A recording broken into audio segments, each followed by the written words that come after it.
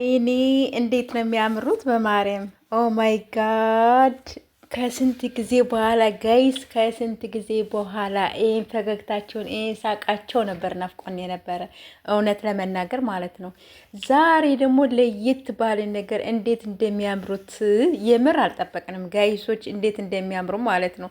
ጠለፈው ሳይመቻች አልቀረም መሰል እያለች ነው እንግዲህ ሀይሚዬ ሼር ያደረገችው ማለት ነው። ዛሬ ማታ እንገናኝ ብላለች። እንግዲህ ስማ ምን ብላ እንገናኝ የኔ ውዶች የኔ ምርጦች ከስንት ጊዜ በኋላ ነው የተገናኘ ነው ብለው እንግዲህ በዚህ መልኩ ከችሏል። እንዴት እንደሚያምሩት ሁሌም ድመቁልን፣ ሁሌም እምር በሉልን ማለት ነው የኔ ውዶች የኔ ምርጦች። እና በዚህ በአማረ ነገር እንግዲህ መጣውልናል ማለት ነው።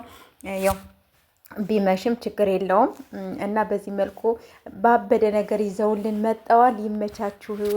ዛሬ የጨረቃ ፋሚሊዎች አበዱ አበዱ አበዱ። እንግዲህ ቲክታክ ሰፈር ላይ ያሉት ልጆቹ አበዱ ትላላችሁ። የምር ዛሬ በቃ ቀናቸውም ምሽታቸውም ምናቸውም ነው። ያው በስተመጨረሻ ሰዓት አያምሩም?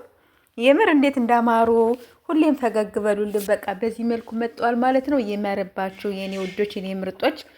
እኛም በጣም ደስ ብሎናል ማለት ነው ስላየናችሁ። እንግዲህ ዛሬ ማታ ጠብቁን ብለዋል። እንግዲህ መልእክት አስተላልፈዋል ማለት ነው። እንጠብቃችኋለን በአማረ ነገር ዛሬ። በቃ ምን ትሉታላችሁ?